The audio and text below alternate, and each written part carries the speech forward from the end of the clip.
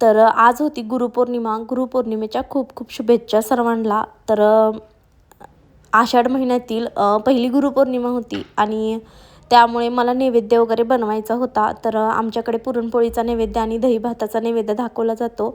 तर देवीच्या मंदिरात जाऊन मला ते पण दाखवायचं होतं आणि प्रत्येक वर्षी मी हे करतच असते. तर ह्या वर्षी पण म्हटलं चला आता पौर्णिमेला करूनच घेऊया.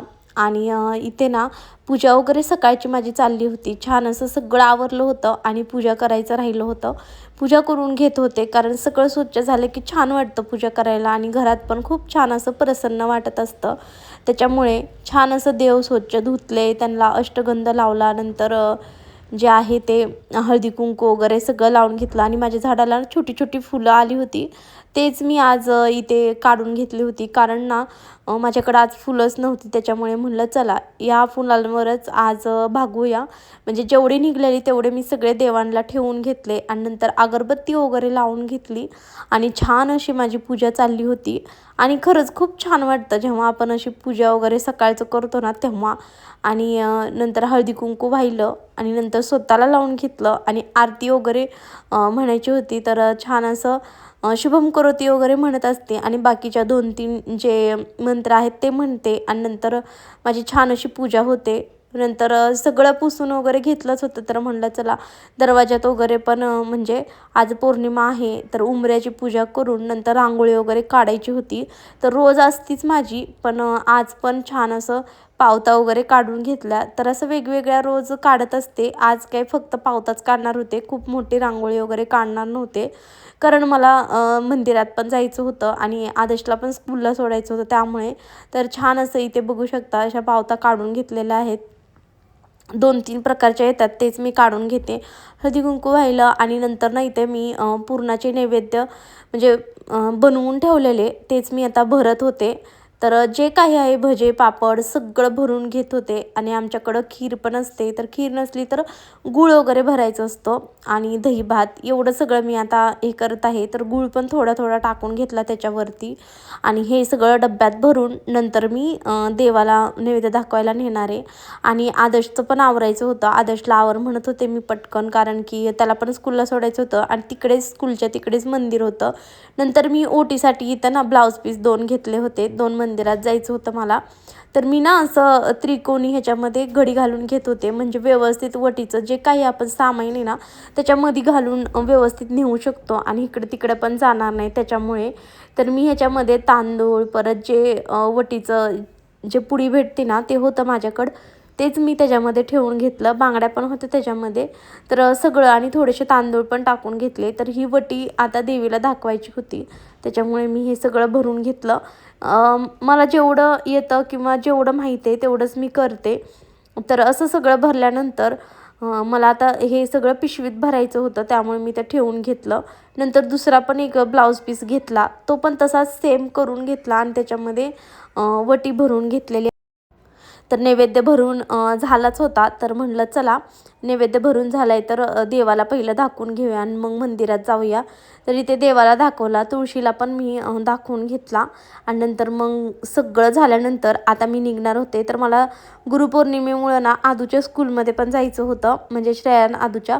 तर तिथे ना मला नंतर कळलं की जायचं आहे म्हणून. तर म्हटलं चला ड्रेस घालूनच घेऊया आणि आवरूया. तर आदर्शने ना इथे मला बोलवलं आणि चॉकलेट वगैरे आणलं होतं त्यांनी माझ्यासाठी आणि माझ्या पाया वगैरे पडला. तर मग मी इकडे म्हणला आणि नंतर मग आम्ही दोघं आवरलं आणि स्कूलमध्ये चाललो आदर्शच्या. आणि रस्त्याने जाताना मंदिर आहे तिथं जायचं होतं. तर त्यांनी बघा सगळं सामान घेतले माझं आणि पहिलं लिफ्टमध्ये गेलो, नंतर मंदिरात गेलो. देवाच्या इथं पूजा चालली होती माझी. म्हणजे दर्शन वगैरे घेतलं आणि जे काही वटी किंवा नैवेद्य होता ना ते दाखवून घेतला.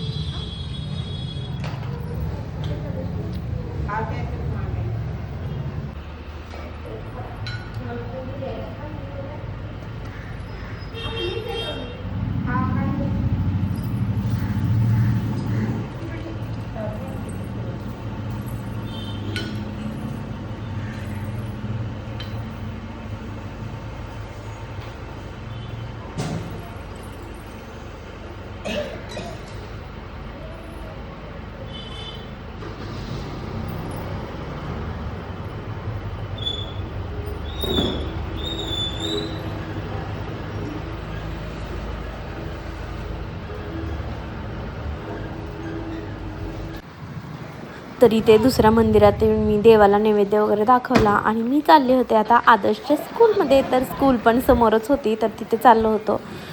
तिथे गेल्यानंतर ना जो गुरुपौर्णिमेचा कार्यक्रम आहे ना तो सुरू झाला होता.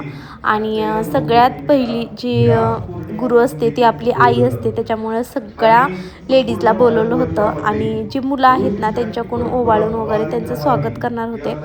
तर इथे ना आदर्श पण मला ना ओवळत होता, तर तो बघू शकता हे घे ते घे म्हणत होता. आणि नंतर सगळं आणलं होतं, कुंकू वगैरे लावलं आणि जसं त्याला येतंय तसं ओवाळलं. मी पण थोडंसं सांगत होते, हे कर, असं कर, तसं कर, कारण मुलांना एवढी सवय नसते त्याच्यामुळे. नंतर त्यांनी चॉकलेटच आणलं होतं माझ्यासाठी, कारण सकाळी पण आणलं होतं आणि त्यांनी नंतर इथे ना चारण्यासाठी पण मला चॉकलेट आणलं होतं.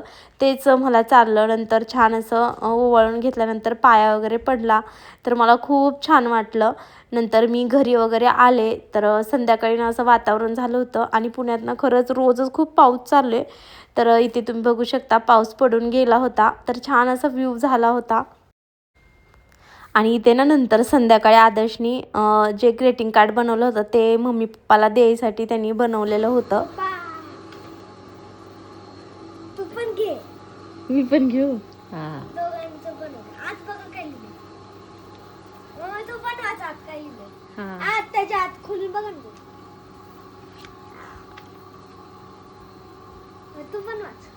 बघ काय लिहिले.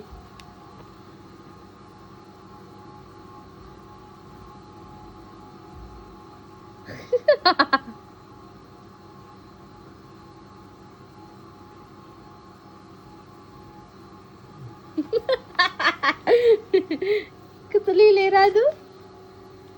हिचं जरा कन्फ्युजन होत होतं. होय.